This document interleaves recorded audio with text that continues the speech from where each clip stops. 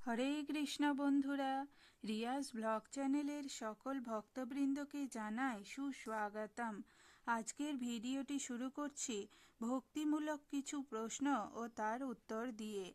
আশা করি আজকের ভিডিওটি পেয়ে আপনারা খুবই উপকৃত হবেন।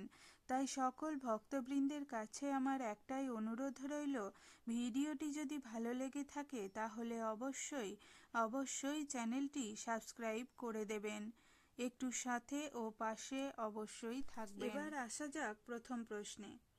কৃষ্ণ যদি পরমপিতা আদিপুরুষ হন, তবে তার মা বাবা থাকা কিভাবে সম্ভব?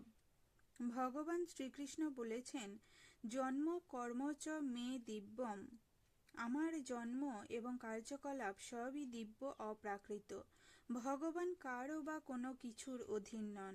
তার ইচ্ছায় সব কিছুই হতে পারে। তাই কারও পুত্ররূপে কিংবা সখারূপে তিনি লীলাবিলাস করতে পারেন। মায়াবদ্ধ জীব আমরা জন্ম মৃত্যু গ্রহণ করতে বাধ্য হয়, কিন্তু মায়াধীশ শ্রীকৃষ্ণ কোনো কিছুতে বাধ্য নন।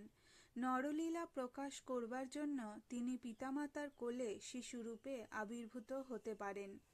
শ্রীকৃষ্ণ উল্লেখ করেছেন, যে যেভাবে আমার প্রতি আত্মসমর্পণ করে, প্রপত্তি করে, আমি তাকে সেইভাবেই পুরস্কৃত করি। পরমেশ্বর ভগবানকে পুত্র রূপে লাভ করবার জন্য শ্রী নন্দ যশোদা ও শ্রী বাসুদেব দেবকী জন্ম জন্মান্তরের কঠোর সাধনায় ব্রতী হয়েছেন।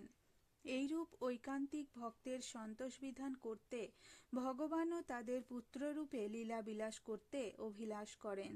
আর এই জন্ম ও কর্মলীলা আমাদের জড়বুদ্ধির বিচার্য বিষয় নয়। ভগবান সর্ব অবস্থাতেই ভগবান।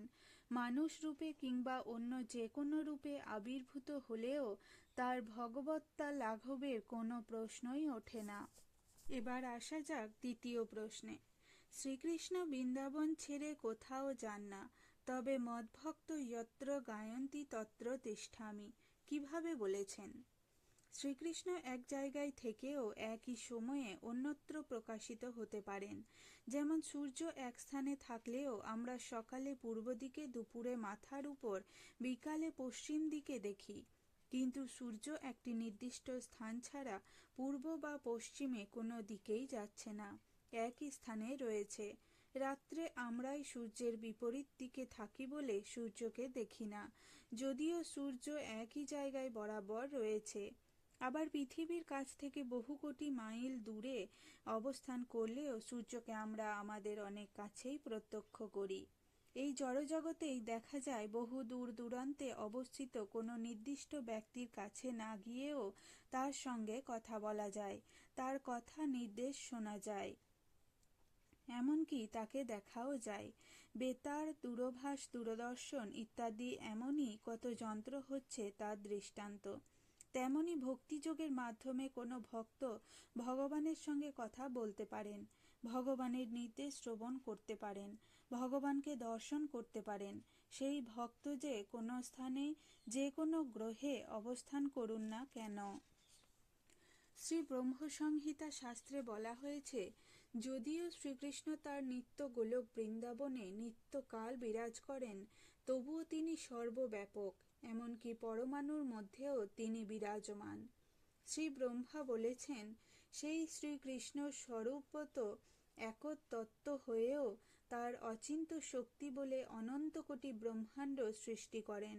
সমস্ত ব্রহ্মাণ্ড তার মধ্যেই বর্তমান এবং তিনি যুগৎপৎ সমস্ত ব্রহ্মাণ্ডের সমস্ত পরমাণুতেও পূর্ণরূপে অবস্থিত।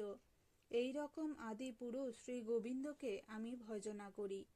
এইভাবে ভগবান শ্রীকৃষ্ণ গোলক বৃন্দাবনে নিবাস করেও চিৎজগৎ ও জড়জগতের সর্বত্রই বিরাজমান।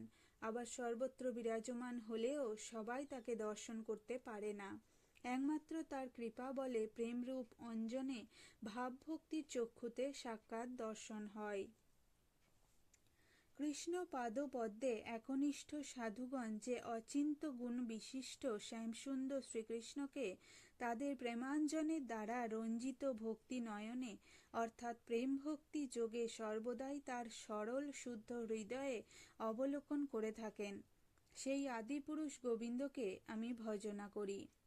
প্রসঙ্গত উল্লেখ্য এই যে সূর্য এক স্থানে অবস্থান করলেও সেই ব্রহ্মাণ্ডের অন্যান্য গ্রহলোক থেকে সূর্যকে প্রত্যক্ষ করা যায়। তেমনি জগতে ভক্ত অভক্ত নির্বিশেষে প্রত্যেকের কাছেও শ্রীকৃষ্ণ দৃশ্যমান হন।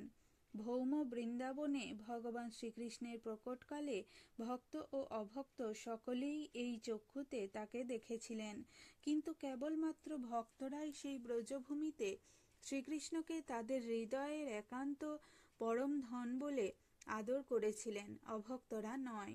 সম্প্রতি ভক্তগণ সেরূপ চাক্ষুষ দর্শন লাভ না করেও ভক্তি ভাবিত হৃদয়ে ব্রজধামে শ্রীকৃষ্ণকে দর্শন করেন। এবার আসা যাক তৃতীয় প্রশ্নে। পরম বৈষ্ণব কবি জয়দেব তার শ্রী গীতগোবিন্দ গ্রন্থে ভগবান 10 অবতারের কথা উল্লেখ করেছেন, কিন্তু কৃষ্ণ অবতারের কথা নেই কেন?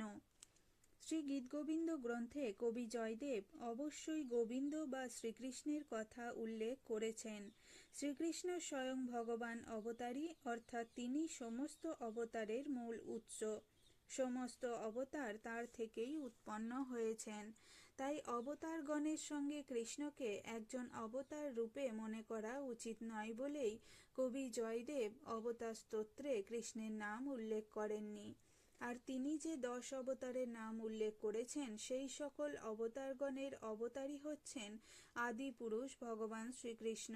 সেই কথায় কবি জয়দেব গোস্বামী 10 অবতার গীতের ঠিক পরের শ্লোকটিতেই পরিষ্কার উল্লেখ করেছেন। তাতে বলা হয়েছে, তুমি মৎস্য অবতারে বেদের উদ্ধার সাধন করেছ, কূর্ম অবতারে পৃথিবীকে পিঠে বহন করেছ, বরাহ অবতারে ধরণীকে ঊর্ধ্বে উত্তোলন করেছ, নৃসিংহ অবতারে হিরণ্যকশিপুর বক্ষ বিদীর্ণ করেছ, বামন অবতারে ত্রিপাদভূমি প্রার্থনার ছলে দৈত্যরাজ বলিকে প্রবঞ্চিত করেছ, পরশুরাম অবতারে ক্ষত্রিয় কুল সংহার করেছ, রাম অবতারে রাক্ষসরাজ রাবণকে পরাভূত করেছ, বলরাম অবতারে হল ধারণ করেছ, বুদ্ধ অবতারে জগতের সবার প্রতি দয়া প্রদর্শন করেছ, অবশেষে কল্কি অবতারে ম্লেচ্ছ কুলকে বিমোহিত করবে।